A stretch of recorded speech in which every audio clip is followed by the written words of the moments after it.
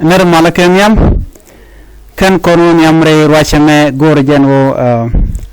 video bangar gwasame sharoda lut ka family sharoda lut karamatot ko darajaling ana gorjen wo deres kibero ka video radian wor ka video radian ko video entity chikar lut kaji radian take a quit no ka chana gorno de ka linga family and on a me warning mo ka ya and wo chagwan wo dere kaling gorni ne tidit tichidel akane de konan daling bana shore mandan and gor kon la de gwasme so an chanten kon lat kurin chana kaling simply liang ne ka bit ka okay liang ka bit ka chana jatuk bana jatuk gwadame and wane wa ten gwadame aku jalun me jang ko jo la wa bedele la na bana ko ka yang jalun katal mari jalun ngat jalun okay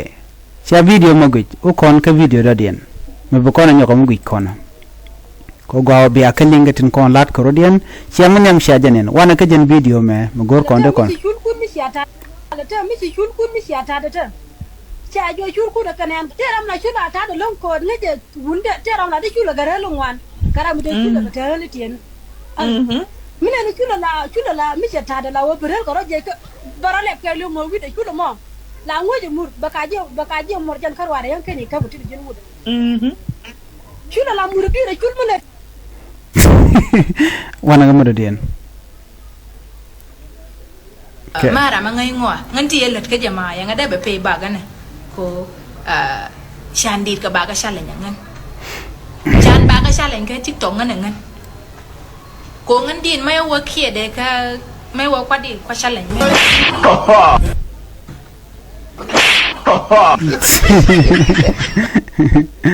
okay wana mudo den nyok okay tu guru bi ke jagar sia ina wa cho ke libnara badan thang ko jin ma bu yo yang jin ma wa chumot mama dia sebelum nanti mara turia mara nyakhoi dia sebelum nanti kama kai tu mama dia masuk nanti kan masuk na boyfriend nya masuk nanti dia ci jin nok mana ba tu ben la ra jan okay wana ga mudo den ay lara tamen ira mo bi tamen no ira mo bi ni odama guru linga da kan liu mu tu ga liang nyaw ka shiar kara ma guimo sera ma nuoro mati lum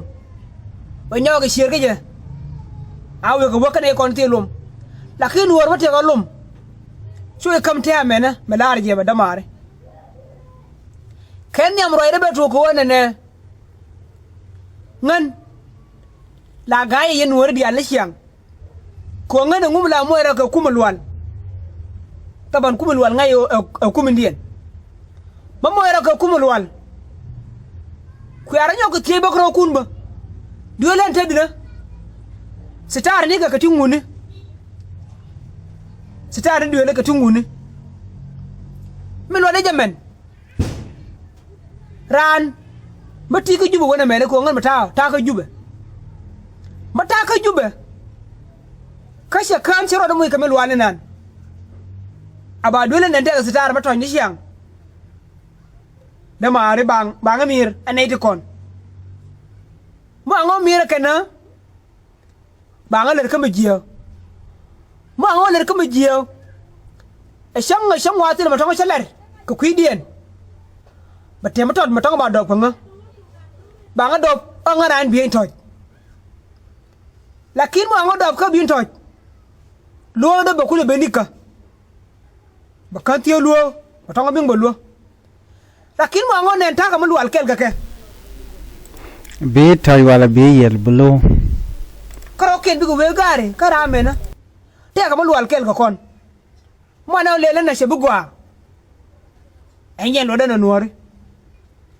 ngan angan chap mahur tie party shanga na kel tie party nuori ngan pe goro bi nuori bi shanga lor enjen pe na ne je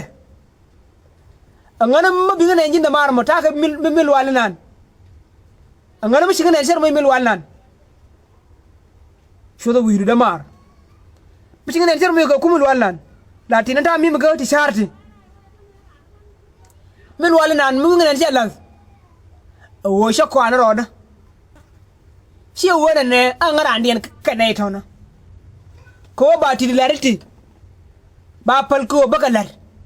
tira ma binga ngare la matasina anya sabab mi moy ramal wal anga nuwar mashir da ko karan min da kan wori dial anje ne bando ne lakin mo ngut gwade paro ko aler kanai tina mo gwado shup ai shi mar bi min ngado ko ngal anga nuwar man ya mashir da ko karan pray mo ngal ne ngo yin wori angan kwai nuara char da ko karan lakin kamalero mo ngun miliyem ne mo ko nuori diale era da tiyo kana mado lakin shelu no takel kaka shukran ngode yana kantina jo chalade so shikonde ala ling generation la da meder shelu no takel kaka no gangan roda ko dongde kana mire no kede kana moy karek mune drop ngumu noko mo kuma dana chalat gwasma of course naka tadanen she jo chalat kije koran la thoka lari amugwa pan explanation agwa but change speak against them can the corner naka nuari chiga jo ran chalat and she delete ko be party members doing dressing code and take care chaja delat so no mo bongo de kel gwaye ajana na gore de nyoya kel nbiata mal